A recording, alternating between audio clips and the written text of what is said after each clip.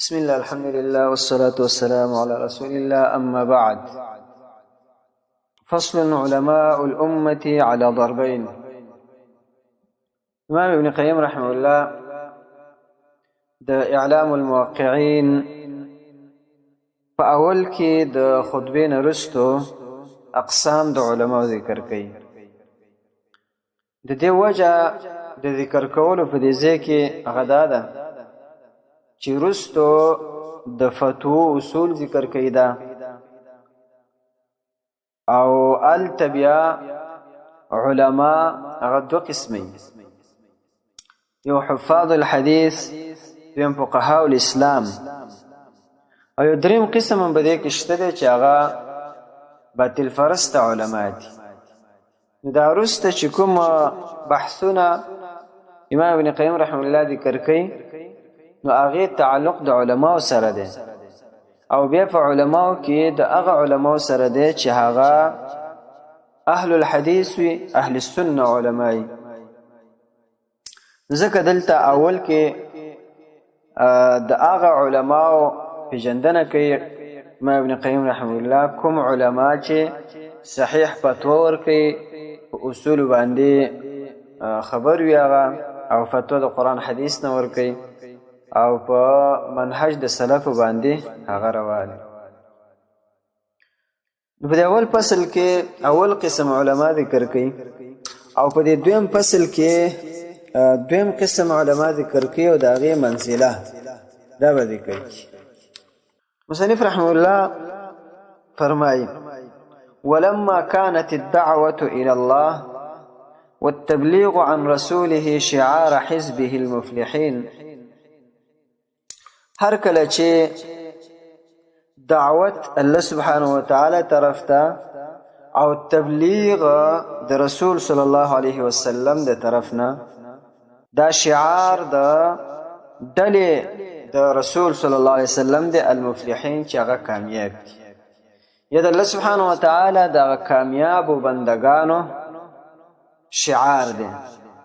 واتباعه من العالمین، او د اتباع د نبی صلی الله علیه وسلم د دې عالم نه، په دې عالم کې چې څوک د نبی صلی الله علیه وسلم اتباع وي، په دې عالم کې چې کوم اتباع د نبی صلی الله علیه وسلم دي، د هغې شعار هغه دعوت او تبلیغ د قرآن حدیث رسول. دلیل پیش کوي په دې باندې امام ابن قیم رحمه الله وی کما قال تعالی، لکه څرنګه چې الله سبحانه وتعالی فرمایلی دي: قل هذه سبیلی ادعو الى الله على بصیره. نبی صلی الله علیه وسلم ته الله وی چې ته ووایه د خلکو ته چې دا زما لاره ده، دا قرآن او حدیث زما لاره ده. ادعو الى الله، زه دعوت کوم الله سبحانه وتعالی طرف ته، خلق زرا بلم الله ته على بصیرت، په بصیرت سره، په عقل مندۍ سره، په دلیل سره، په هوښیارتیا سره.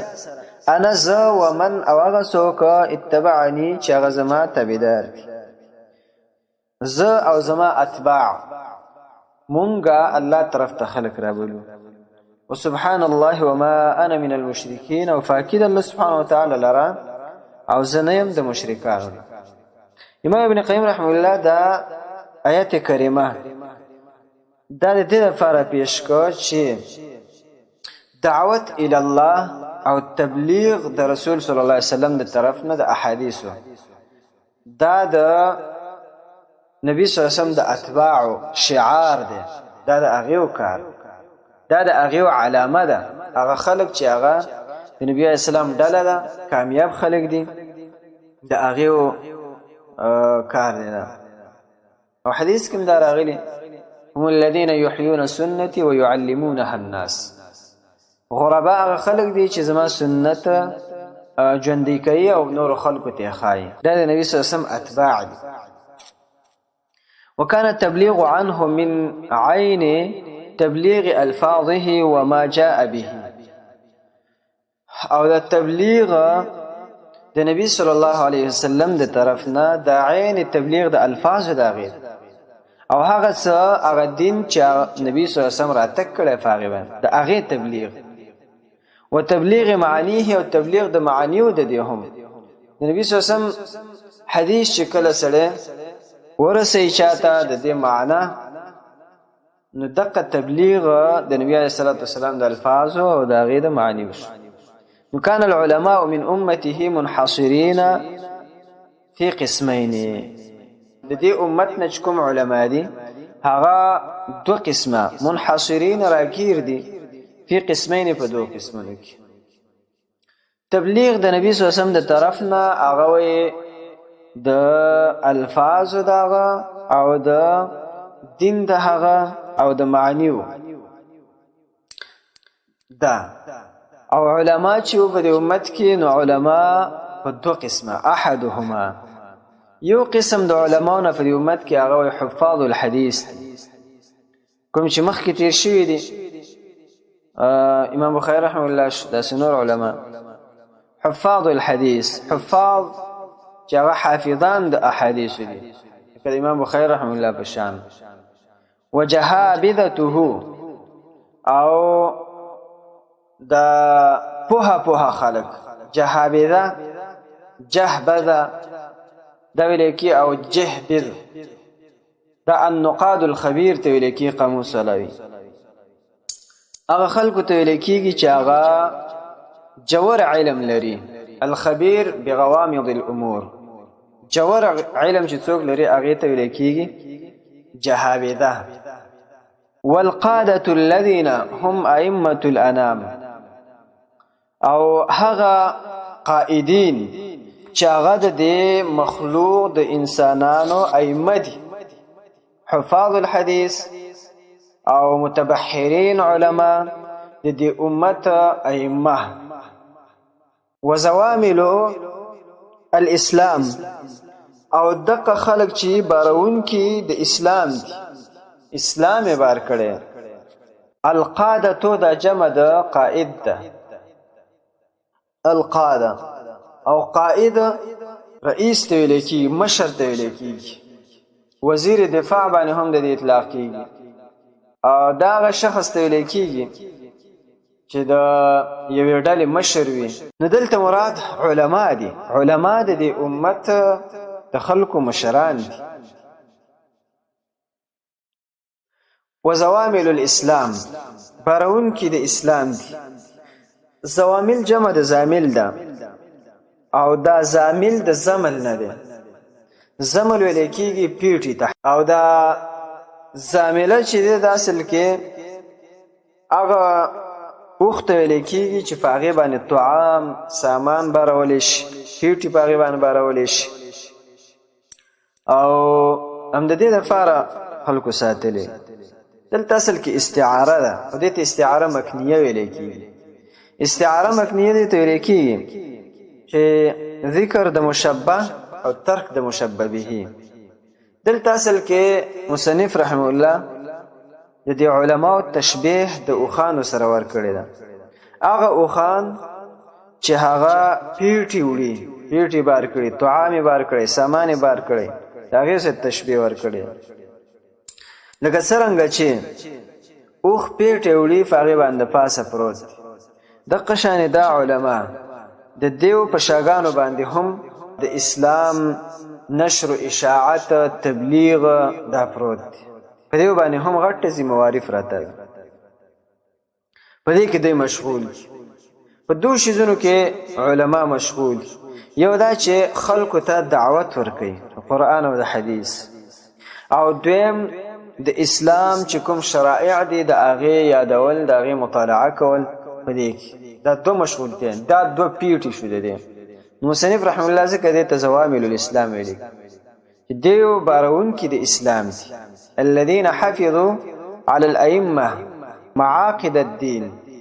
معاقد دا د معقد نه، معقد د دې مفرد راځي. یو روایت کې دا راغلی اسألک بمعاقد العز من عرشک. معاقد خصال ته ویل کیږي. معقد الشیء معنا موضع عقده، د بوټانو چې کوم هغه مزي تسمیه هغه چې اوتړلی شي او غوټه ورکړی شي هغې ته هم معقد. نو دلته مراد خصال د اسلام دي. حفظو محفوظ کړي دي علی الائمة په دغه ائمو باندې معاقد الدین د څه حفاظت کړي څه شی محفوظ کړي دي د هغې سره معاقد الدین خصال د دین او شرائع د دین ومعاقله معاقل دا ویل کېږي حفاظت ته اصل کې معاقل دا ویل کېږي هغه ځای ته چې هغه کې حفاظت سړي ته میلاویږي قلعه باندې هم د دې اطلاق کېږي الحصون قلاګانو ته ویل کېږي نو دلته مقصد دا دی چې دغه علما دیو دا د دین اصول د دین خصال او د دین شرائع دای محفوظ کړي دي معاقله معاقل دي معاقل نه هغه ځایونه قلاګانې چې فاغې کې دغه محفوظ وحمو من التغییر والتکدیر او دیو دا دین بچ کړی دی حفاظت یې کړی دی د تغییر او د تکدیر نه په دې کې تغییر کول په دې دین کې په دې کې تاویلات کول د دین دا محفوظ کړی تکدیر دا ویل کېږي خړوالی د غبار نه دا محفوظ کړی دی غبار کدیر ویل کېږي خړ کېدلو ته وایي د نجوم کدرت کله چې دا ستوري بې رڼا شي خړ شي خذ ما صفا ودع ما کدر دا ضد د صفا دی دغه ته ویل کېږي وحمو من التغییر والتکدیر او دیو بچ کړی دی د تغییر او د تبدیل نه د تکدیر نه موارده و مناهله موارد د دې او مناهل ګدرونه د دې د دې دین دا بچ کړی د دې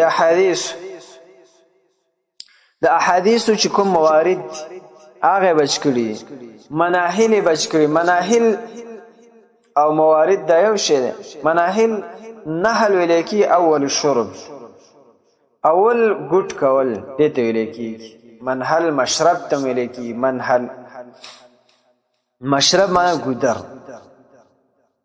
حتى تر دې پورې ورد من سبقت له من الله الحسنى تر دې چې ورغلی هغه څوک چې مخکې شوی له هغې لره من الله د الله سبحانه وتعالی طرف نه الحسنى ښایسته حالت جنت تلک المناهله کوم ځای ته دی ورغلی ورده تلک المناهله دی ورغلی همدغه ګودرونو ته صافیة چې دغه بلکل صفا من الادناس د خیرونه دغه صفا دی لم تشبه الاراء تغییرا چې د دغې سره د خلکو آراء دا نه دي ګډوډ شوي په تغییر کولو چې دغه متغیر کړي چې د آراء سره ګډوډ شي او دغه سره متغیر کی هغه خپل رنگ هغه ولره خراب کی داسې نه دي شوي ووردو فيها او دغه کې دی ورغلي دي هغه چینې ته یشرب بها عباد الله يفجرونها تفجیرا چې سکل کوي د هغې نه د الله سبحانه وتعالی بندگان دا آیت کریمه چې مصنف رحمه الله دلته ذکر کړی دا اصل کې دې ته اقتباس ویل کېږي په خپله خبره کې د قرآن کریم آیت کریمه ذکر کول دا اقتباس دی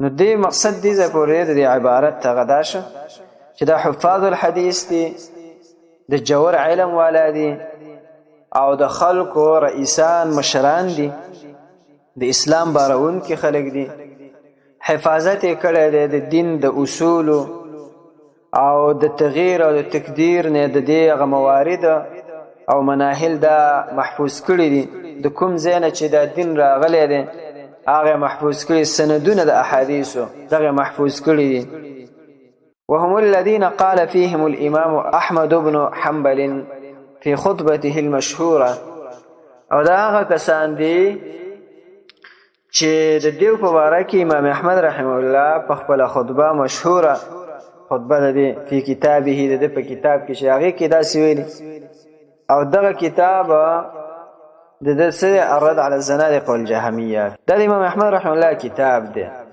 په هغې کې دا خطبه د ذکر کړې ده امام ابن قیم رحمه الله دلته را نقل کړی ډېره ښکلې خطبه فایدهمنه خطبه ده. الحمد لله الذي جعل في كل زمان فترة من الرسل بقايا من أهل العلم. حمد ده الله سبحانه وتعالى لرا الذي هغه ذات جعل في كل زمان چې ګرځولې په هر زمانه کې زمانه د فترت د رسولانو کې بقايا من أهل العلم باقي د أهل علم. هغه ذات لرا حمد ده چې په فترت کې هم علماء باقی پاتې کړي. فترت انقطاع ته ویل کیږي د یو رسول نه تر بل رسول پورې چې د کومه زمانه د دقه ته د فترت زمانه ویل کیږي. لکه د عیسی علیه السلام نه تر د نبی صلی الله علیه وسلم پورې دغه د فترت زمانه و. بیا نبی علیه السلام الله راولي. اوس نبی صلی الله علیه وسلم چې وفات شه دغه نه وروسته د علما باقی پاتې شوي دي. دغه په ځای باندې کار کوي، دعوت دین کوي. يدعون من ضل الى الهدى رابلی هغه څوک چې هغه ګمراوي الى الهدى هدایت. ويصبرون منهم على الاذى او صبر کوي دي دا علما منهم داغیون على الاذى په تکلیفونو باندې خلکو د تکلیفات رسي دی په باندې صبر. ويحيون بكتاب الله الموتى او ژوند کوي د الله سبحانه وتعالى په کتاب باندې مړي. دلته موتى نه مراد هغه جاهلان خلق دي چې هغه ته د الله سبحانه وتعالى کتاب او د دین اسلام فهم وته نه. یو حدیث کې مثال ورکړل شوی مثل الذي يذكر ربه والذي لا يذكر مثل الحي والميت. څوک چې د الله ذکر کوي هغه مثال د ژوند دي، څوک چې نه کوي هغه مثال د مړي. ويبصرون بنور الله اهل العمى او بنا کوي دوی د الله سبحانه وتعالى پرانا سره چې هغه د قرآن دی. اهل العمى ړانده خلک په دې سره بنا کوي. ړندونه مراد دلته گمراه خلک، گمراه خلک چې هغه ړاندې، جاهلان هغه ړاندې دیو ته قرآن بیان کی نو هغه خبر شي. فکم من قتیل لابلیس قد احیوه. ډیر کرته هغه مقتول د ابلیس چې ابلیس وجلې وي قد احیوه په تحقیق سره دیو را ژوندې کړی هغه ډیر کرته داسې شوي. وکم من ضال تائه قد هدوه. او ډیر کرته ضال گمراه حیران متحیر لاره ترې نه ورکه شوي. تائه هغه چاته ویل کېږي چې لاره ترې نه ورکه شوي. قد هدوه دیو ته هدایت کړی.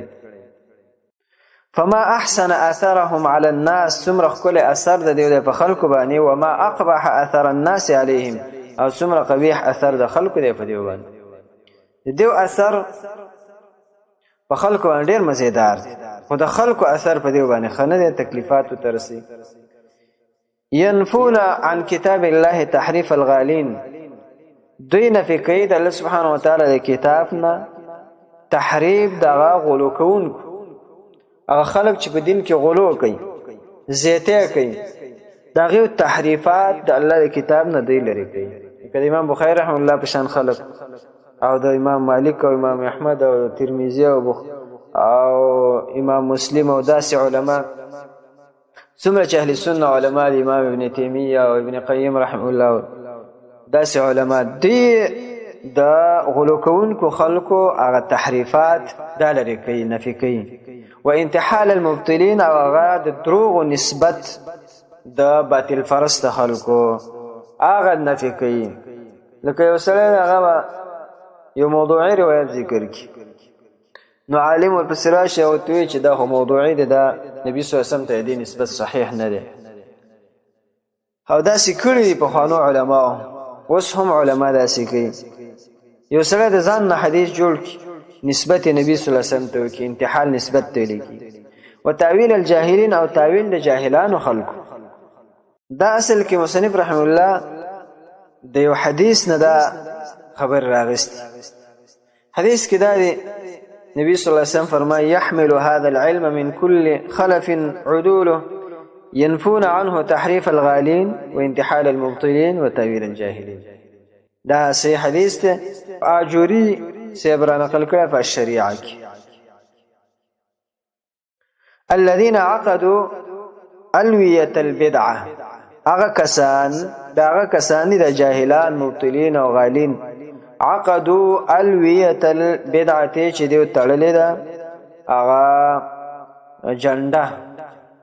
جنډې د بدعت واطلقوا عنان الفتنه او دیر کلاو کړي هغه واګي د فتنو فهم مختلفون في الكتاب او دی اختلاف کوونکي په کتاب د الله کې مخالفون للكتاب او دی مخالف دی خلاف کوونکي د کتاب نه یو دنه په د کتاب کې اختلاف کوونکي او دویم د کتاب نه خلاف کوونکي مجمعون على مفارقه الكتاب او دی جمع کوونکي په جداوالی د کتاب مفارقت د کتاب چې خلق ترې جدا کی یقولون علی الله وفي الله دوی په الله باندې دروغ وایي وفي الله د الله په باره کې وفي کتاب الله بغیر علم خبرې کوي په الله باندې دروغ وایي وفي الله د الله په باره کې وفي کتاب الله د الله په کتاب کې بغیر علم په غیر د يتكلمون بالمتشابه من الكلام او دې خبرې کوي په متشابهات باندې د خبرو من الكلام د کلام د قران کریم کې کوم متشابهات دي بس هغه به ور بسې دي ويخدعون جهال الناس او دې دوکه کوي هغه جاهلان د خلکو بما يشبهون عليهم په سره چې دوی ګټ کوي عليهم په باندې دا فنعوذ بالله من فتنة المضلين فسپنانی سوف الله پوری د فتنې دغه گمراه کوونکو خلقونه